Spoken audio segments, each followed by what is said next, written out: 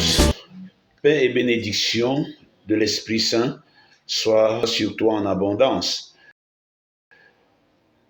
Aujourd'hui, j'aimerais que nous abordions une des questions, une des expériences les plus douloureuses de notre relation avec Dieu.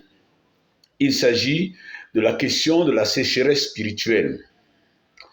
Nous connaissons tous cette impression que rien ne se passe avec notre prière et que dans la prière, nous perdons du temps. Nous pensons même que Dieu nous a abandonnés et refuse de nous écouter. Nous avons la perception profonde qu'il n'y a pas cette communion qu'on doit ressentir lorsqu'on parle à un père. On peut courir le risque de dire que Dieu nous a abandonnés. Et nous avons presque tous vécu cette expérience spirituelle qu'on nomme la sécheresse ou bien le désert spirituel. C'est courant, c'est parfois passager, mais parfois ça dure. Et ça dure souvent jusqu'à conduire certaines personnes à ce qu'on appellera l'assédie. C'est-à-dire, assédie, c'est le dégoût des choses spirituelles, l'insensibilité aux choses spirituelles. Mais il faut encore dire que la sécheresse spirituelle, c'est souvent signe que je dois changer quelque chose dans ma vie. Le terme désert ou sécheresse nous rappelle a priori une région aride, une région du monde aride et inhabitée et peu fréquentée, hostile à toute forme de vie. Sur le plan spirituel, le désert spirituel signifie autre chose. Le désert signifie que notre âme est habitée, mais pas par Dieu. Souvent, notre âme est habitée par 1000 choses. Mais ces choses, ces 1000 choses, ces milliers de choses ne sont pas des choses divines. Ce sont des choses qui rendent difficile notre relation avec Dieu et ne nous apportent finalement pas la paix. Nous avons l'impression de nous embrouiller au milieu de tout le matériel dont on aurait besoin pour être heureux et pour être tranquille. Et on n'est finalement pas heureux. En fait, s'il faut revenir sur les relations humaines, les amoureux comprennent mieux cela. Deux amoureux, à un moment, sentent souvent à quel point la relation devient difficile. La communion et surtout la communication devient malade et inefficace. Et la douleur remplace à ce moment-là la joie. C'est ce qui se passe exactement dans les moments de sécheresse spirituelle, où on ne sent aucune motivation interne pour prier, nos prières sont vides, les mots sonnent vides. La sécheresse spirituelle est une épreuve pour l'âme qui cherche Dieu. Cette âme-là ne reçoit plus parfaitement la communication des consolations divines. Ou encore, elle est éprouvée. Elle est éprouvée parce que ses messages d'amour vers son Seigneur semblent ne pas l'atteindre, semblent ne pas traverser le toit de sa maison. L'idéal de la communication spirituelle dans les évangiles, nous pouvons dire que c'est la Vierge Marie qui nous la présente. Elle porte en elle le Verbe, elle porte en elle Dieu. Et elle arrive devant Élisabeth, ça provoque quelque chose en Élisabeth. C'est ça la force de la communion, de la communication divine. Quand Dieu est présent en nous, ça nous secoue, ça nous pousse à l'extase et cette extase se perçoit sur les autres. Le fait que Marie porte Jésus en elle est le signe le plus élevé de la communication entre un homme et Dieu, entre l'être humain et Dieu. Cela nous arrive, je pourrais dire, par comparaison, pendant l'Eucharistie, lorsque nous recevons le Seigneur. Nous le prenons, nous communions. Et il y a non seulement communion, mais même possibilité de communication. Donc, voilà pourquoi, en temps de sécheresse spirituelle, souvent, il faut aller à la rencontre de Marie. Il faut aller à la rencontre de la Vierge, un peu comme Élisabeth, pour que la présence du Verbe en Marie nous secoue un peu, irrigue le jardin de notre âme et brise l'enfer de l'incommunication. La sécheresse spirituelle est généralement une épreuve à laquelle est soumise une âme que Dieu aime. Voilà le secret pour comprendre la sécheresse spirituelle. C'est une épreuve à laquelle est soumise une âme que Dieu aime. Et je peux dire, n'est soumis à la sécheresse spirituelle, au désert spirituel, que l'âme que Dieu a commencé à aimer jusqu'à dire que j'aime cette âme, j'aime cette fleur d'âme. Et alors à ce moment, le tentateur dit, j'aimerais couper la communion, la communication entre cette âme et Dieu. Notre petite expérience nous a montré que c'est l'épreuve à laquelle l'âme et la vie d'une personne que Dieu aime intensément est soumise. Quand Dieu vous aime intensément, vous ne serez pas épargné du désert spirituel, de la sécheresse spirituelle. Les grandes âmes, Madre Teresa, Thérèse de l'Enfant Jésus, Jean-Paul II, nous le raconterons. Ils nous raconteront la difficulté, leur souffrance, leur désert spirituel. Et c'est souvent suivi des moments de grande tentation. Voilà pourquoi il faut regarder autrement la sécheresse spirituelle. Souvent, dans la sécheresse spirituelle, nous ne savons pas comment regarder ça. Ça dépend des yeux. Ça dépend des yeux avec lesquels nous regardons la sécheresse spirituelle. Et moi, si j'avais l'angle de lecture de la sécheresse spirituelle pour moi, je le trouve dans le livre de Job. C'est à partir du livre de Job que moi, personnellement, j'ai essayé de comprendre l'expérience et la dynamique de la sécheresse spirituelle, du désert spirituel. Il faut partir de Job, ou bien on peut partir efficacement de Job. Certainement pas seulement lui. On se rappelle, au tout début du livre de Job, une chose, Dieu est fier de Job. On dit Dieu, en contrôlant toutes les créatures, est content de son serviteur Job.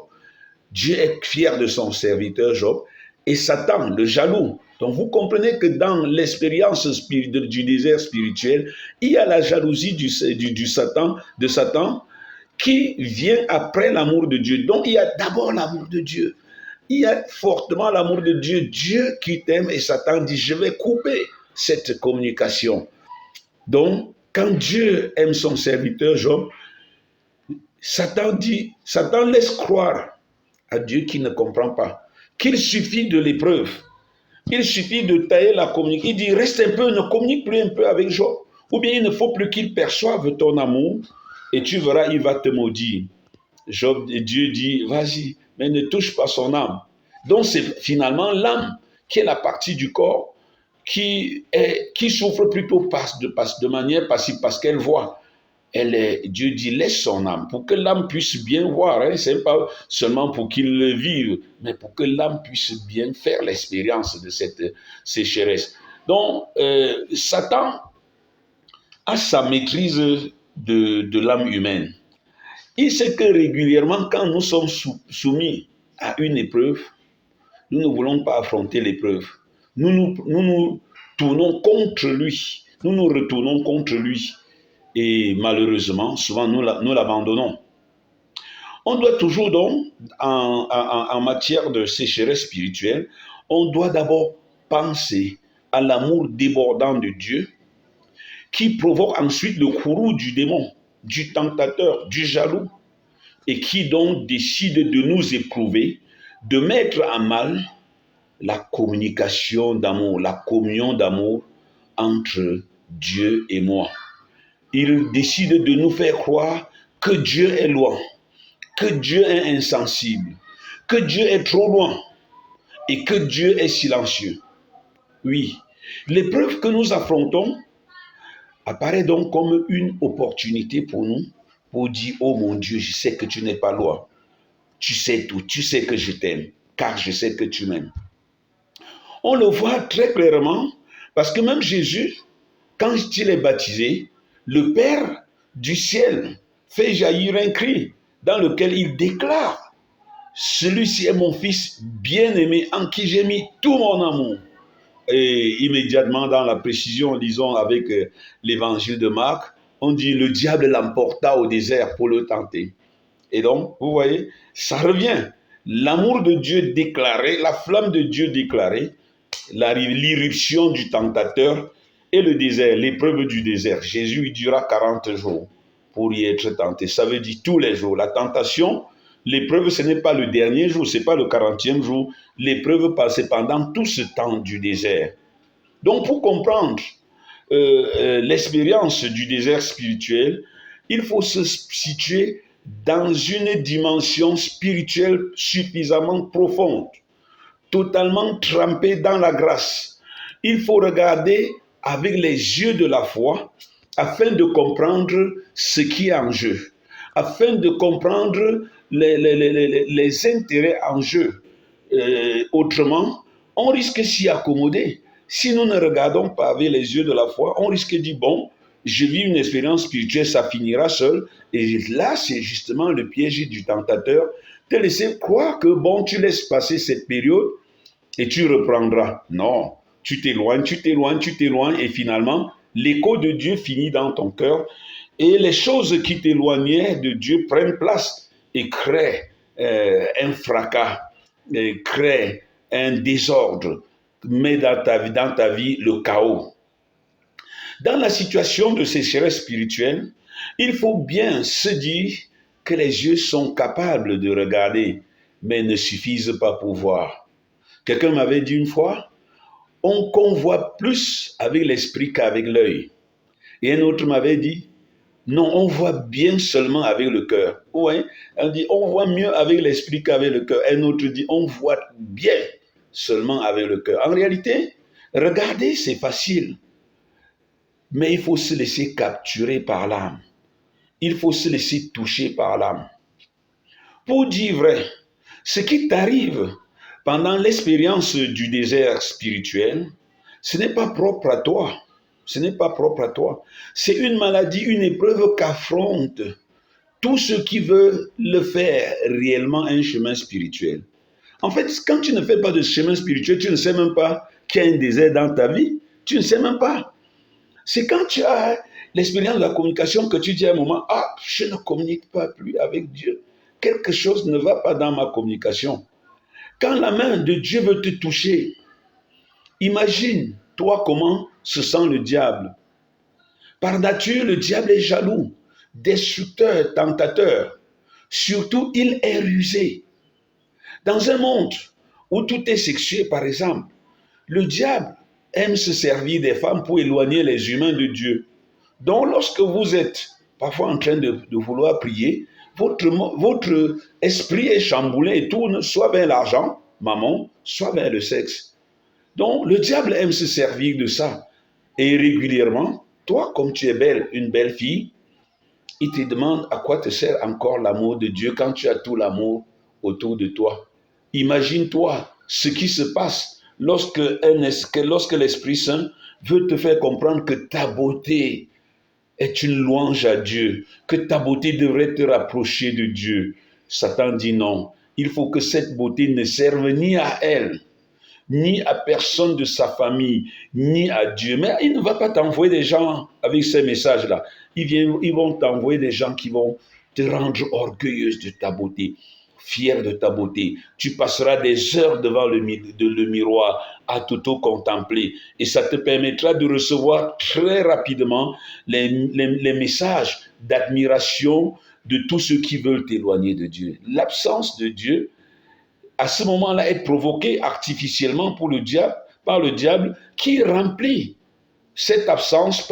Dieu n'est pas en fait absent, mais il te rend sourd à l'appel de Dieu. Donc, ce qui t'arrive est un subterfuge à plusieurs impacts. Le démon est en train de t'éloigner de Dieu. Puis, il se servira de ton manque de foi pour éloigner aussi les autres. Parce que régulièrement, comme toi, tu es intelligent, et tu dis, mais je fais quoi devant une croix, devant une Bible avec mon intelligence? Je suis riche, je fais quoi au milieu des pauvres avec ma richesse? Je suis belle, je vais encore faire quoi là-bas? Au lieu de rendre grâce à Dieu, au lieu d'en faire un instrument, tu te retires et par là le diable fascine aussi d'autres personnes qui voulaient sortir. Ça a plusieurs impacts. Donc il te fera connaître d'abord t'enorgueillir. Et après, il mettra l'absence de Dieu dans ta vie. À côté de cela, voilà encore la ruse du démon, il te fera connaître l'échec, la persécution, au point où tu te demanderas à quoi t'ont servi tes prières, à quoi t'a servi l'amour de Dieu. Tu verras que ce n'est pas réellement la période d'or de ta vie, la période facile de ta vie. Quand tu vis le désert spirituel, il y a l'orgueil qui arrive, il y a aussi les tentations qui arrivent, les persécutions. Il y a l'apparent silence de Dieu parce que le diable met un mur entre Dieu et toi. Et après, tu te poses des questions. Et à ce moment, tes prières vont sonner comme dans le vide. Et les quelques rares fois où tu pries, en fait, parce qu'à ce moment, tu n'auras pas souvent le goût de prier. Mais surtout, tu n'auras pas d'envie de prier ni d'adorer. Tu vas aimer les choses superficielles, les choses maquillantes, les choses faciles. C'est l'acédie. J'ai parlé de l'acédie au début, le dégoût des choses spirituelles qui s'installe doucement dans ton âme. Et c'est ce que le démon voulait faire. C'est un symptôme de la disponibilité de ta vie maintenant à travailler avec le démon et à travailler pour le démon. Tu ouvres ainsi la porte au démon et tu fais sortir le vrai Dieu de ta vie. De Dieu, il te restera les choses spirituelles, les chants, les chapelets autour du cou, les livres. Et cela risquera de te contenter en disant, je ne communique plus avec Dieu, mais voilà quand même mon chapelet, mais je ne prie pas avec. Ou bien tu dis, je pense à Dieu dans mon cœur. Vers la fin, tu vas même aussi tout jeter, puisque les paroles qui vont t'éloigner de Dieu seront plus accessibles à ton âme que les paroles qui te rapprochent de Dieu. Permets-moi encore de te dire une chose qui se passe dans ton âme pendant le désert spirituel. À ce moment, tu laisses facilement ton âme s'envahir par le mensonge. Le tentateur, séducteur, te fait croire que ce n'est pas facile de t'en sortir. Quand tu vis le désert spirituel, c'est éprouvant. Le tentateur te fait comprendre que ce n'est pas facile de t'en sortir. Et pour te dire à un moment, ne te bats pas trop. Tu risques de te casser. Hein? Tu risques de ne pas avoir raison de continuer à lutter. Calme-toi, repose-toi. Même Dieu voit. Le tentateur va maintenant mettre autour de toi des personnes qui ne peuvent plus te tirer vers le haut, te tirer vers Dieu. Et ils vont faciliter ta noyade spirituelle. Ils vont faciliter le naufrage spirituel. Le diable n'est pas patient. Et cela risque d'aller très vite. Il va te montrer à ce moment les défauts de l'Église, les défauts du pape, les défauts des évêques et de beaucoup de prêtres. Tu liras des livres qui vont t'éloigner et va dire, oh, c'était une pourriture. Et tu vas rencontrer des gens qui vont te dire, mais ce sont des bandes d'hypocrites. Ne prie pas. Tous les gens qui prient ne sont pas meilleurs que nous. C'est ça, le diable sait enchaîner ces choses. Tout ceci a comme objectif de convaincre ton âme que le combat ne sert à rien, surtout que les modèles sont pourris. Dans une occasion semblable, un fidèle m'a dit que je fais là dans l'art de parler facilement, qu'en réalité tout est plus compliqué que ça. Et en effet, on peut le dire, oui, que là je parle facilement. Une des chansons du démon, lorsqu'il veut que tu enlèves la grâce de Dieu dans ta vie, c'est de te comprendre que c'est impossible, que c'est non seulement difficile, mais impossible. Il ouvre tes yeux sur les gens qui ont échoué. Donc il te fait rencontrer surtout ceux qui ont échoué et qui semblent te parler d'expérience. Et qu'ils ne veulent pas te voir aller plus haut vers la perfection. Ils te disent, mais la perfection sert à quoi dans ce monde pourri? Je te rappelle l'invitation de Jésus dans Matthieu 5, 48. Soyez parfaits, comme votre Père Céleste est parfait. C'est le ciel qui est notre horizon. C'est le ciel qui est ma limite. Et non les opinions des hommes. Et non les échecs des autres. Et non mes limites. C'est le ciel qui est ma limite. Et donc, chaque fois que tu fais l'expérience de la sécheresse spirituelle, souviens-toi que c'est le ciel qui est ta limite. Souviens-toi que c'est le ciel qui est ta limite. Notre modèle est au ciel. Jésus est monté au ciel. Il n'a pas dit, oh, le ciel est trop loin, trop loin, trop loin, je n'y peux rien. Ton modèle, ce n'est pas ceux qui ont échoué. Même dans ton mariage, ton modèle, ce n'est pas les familles qui ont raté. Dans ton effort, dans tes fiançailles, dans tout, ton modèle, ce n'est pas ceux qui ont échoué. Non. Notre modèle est donné par Dieu. Et Jésus nous invite à prier en appelant Dieu, Abba, Père qui est au ciel. C'est là qu'est notre destination, notre limite. Pourtant, dans ta souffrance actuelle, tu trouveras facilement autour de toi tout ce qu'il faut pour te décourager. Tes propres échecs, tes problèmes, tes grands problèmes, l'obscurité, le silence de Dieu. Tu trouveras des amis totalement noyés et plongés dans le péché, qui semblent vivre avec joie et qui vont te raconter des histoires des péchés de l'Église comme pour dire que le leur n'est même rien et que c'est leur péché qui est même plutôt agréable à Dieu, comme si c'était possible. Au point où tu te sentiras véritablement isolé et coupé de Dieu. Tout ceci te coupe de Dieu et t'isole de Dieu. Les différentes histoires qui sortent et qui nous parlent des péchés de l'Église n'ont pour effet que de nous éloigner de Dieu, parce que personne ne nous raconte la grâce que l'Église répand tous les jours, à tout moment, à tout instant, dans tous les quatre coins de l'humanité. Et progressivement, tu ne seras plus fasciné par la croix. Tu ne seras plus fasciné par l'amour. La vraie croix, et pas celle qu'on a fabriquée comme un bijou en or ou en argent et que tu mets autour de ton cou, non. La croix de Jésus était épineuse. Elle était rugueuse. On ne l'avait pas rabotée. Elle était pesante et pas légère comme ce que nous portons au cou. Rien à voir avec un bijou qu'on met pour se faire beau ou pour se faire belle. Le désert spirituel est donc une épreuve. Dans cette épreuve, tu as la tentation de commencer à tolérer d'abord les petits péchés. Tes petits péchés. Retard pour la prière, puis tu sauteras une ou l'autre et finalement tu vas t'habituer à ce vice. Puis ce sera la messe. Un petit retard, une distraction sur ton téléphone, un petit WhatsApp pendant l'homélie ou bien pendant la consécration, une absence pour une cause que tu sembleras justifier et finalement l'éloignement. Le diable est rusé, nous le savons, le diable est rusé. Et quand il s'attaque à une âme, il porte l'artillerie lourde. Il te fait comprendre à tout moment que tu n'y arriveras jamais et que le monde, c'est comme ça. Le monde, c'est comme ça. Tu es le dernier. Ou encore, il n'y a pas de saint sur la terre. Tu veux être saint, pourquoi? Voilà la qualité de voix que tu entends pendant la sécheresse spirituelle. Et quand le diable veut rôtir ton âme sur la terre, il te donnera l'impression que tu es dans la sagesse parfaite. Il dit, c'est ça la vie. Vis pleinement ta vie. On ne vit pas 2-3 fois. Tombe dans le péché. Pêche aussi comme tous les autres. Tu risques de mourir sans goûter le péché. Pourtant, c'est un engrenage terrible. Il te tue. Et pas seulement toi. Il tue par toi beaucoup de frères. Quand Dieu bénit une fille en la rendant merveilleusement belle et qu'elle s'éloigne de Dieu, elle traîne tous les garçons qui l'amenaient hors de l'église. Quand Dieu prend un jeune garçon élégant, beau et intelligent et l'éloigne des choses divines, alors il traîne avec lui. Donc, malheur à celui par qui le scandale arrivera. Mieux vaudrait qu'il ne fût pas né. La sécheresse spirituelle est donc un grave problème. Pendant la sécheresse spirituelle, nous allons revenir sur la description de la sécheresse spirituelle.